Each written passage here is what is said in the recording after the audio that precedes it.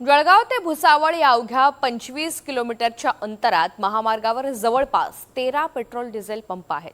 मात्र मध्यरात्री करण्यात आलेल्या रियालिटी चेकमध्ये बहुतांश पेट्रोल पंप आणि या ठिकाणी इंधनाचा साठा उपलब्ध नसल्याचं कळलं। बंद अवस्थेत असल्याचं हे धक्कादायक वास्तव देखील समोर आलं। इंधन टंचाईचा थेट परिणाम महामार्गावरील वाहतूक व्यवस्थेवर झालेला आहे। डिझेल अभावी महामार्गाच्या कडेला शेकडो मालवाहू ट्रक हे अडकून पडलेत। ते भुसावळ या 25 किलोमीटरच्या अंतरावरती जवळपास 13 पंप या ठिकाणी आहेत। मात्र या पंपावरती विचार केला तर जवळपास सर्वच पंप जे आहे या ठिकाणचा डिझेल व पेट्रोलचा पुरवठा जो आहे हा ठप्प झालेला आहे। त्यामुळे खरं तर आता आपण याची जर रियालिटी बघितली तर सर्व पंप जे आहे हे बंद अवस्थेत आहेत आणि याचाच परिणाम जो आहे खरं तर महामार्गावरती अनेक वाहनं हे पेट्रोल आणि डिझेलच्या पुरवठ्याअभावी रस्त्यावरती उभं असल्याचं पाहायला मिळते आहे। आता आपण आहोत खरं तर नशिराबाद या टोल नाक्यावरती। या ठिकाणी देखील बघायला गेलं तर मोठ्या प्रमाणात जे आहेत ट्रक चालक जे आहेत या ठिकाणी पेट्रोल व डिझेलच्या तुटवड्याअभावी खरं तर रस्त्याच्या कडेला उभे असल्याचे चित्र पाहायला मिळते आहे। मिली का क्या प्रॉब्लम बढ़ रहा है? सर हमारा खर्चा एक दिन का 500 रुपया है और मेरा गाड़ी जहाँ पे 4 दिन में पहुँचने वाला था वहाँ पे मेरे को आज 8 दिन हो गया सर।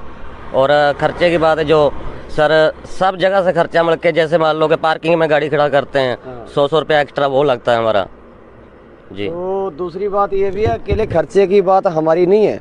मान के चलिए कि चेन्नई से लोड हुई है और 4 दिन का ए बिल है अहमदाबाद का, तो वो जब ए बिल ख़त्म हो जाता है ना, ख़त्म होने के बाद माल का ए बिल दोबारा से बनता है। जैसा खर्चा मतलब पहले आएगा, मान लीजिए कि चेन्नई से मान तक का 50,000 है जो भी इसका ए बिल का टैक्स वगैरह का होता है, वो जब ख़त्म हो जाता है वो उनको दोबारा भरना पड़ता है। वो पार्टी को भी नुकसान है माल का। वो माल महंगा होगा तो पार्टी महंगाई करके बेचेगी, वो अपने पे असर आएगा, किसी दूसरे पे थोड़ी जाएगा। माल वाहतूक असेल, शेतकरी असतील यांच्यावर झाल्याचं पाहायला मिळते। एकीकडे प्रशासन जे आहे पेट्रोल व डिझेलचा पुरवठा सुरळीत असा दावा करते आहे, तर वास्तव्यदर्शी चित्र जे आहे ते मात्र या ठिकाणी आपण दाखवण्याचा प्रयत्न करतो की मोठ्या प्रमाणात जो आहे डिझेलची टंचाई जी आहे ती निर्माण झाल्यामुळे कशा पद्धतीने वाहतूक व्यवस्थेवर ताण वाढलेला आहे। परिणामी याचाच फटका जो आहे हा आगामी काळात खरं तर राज्यातील अर्थव्यवस्थेत देखील होण्याची शक्यता जी आहे ती वर्तवली जात आहे। मंगेश जोशी, NDTV मराठी, जळगाव।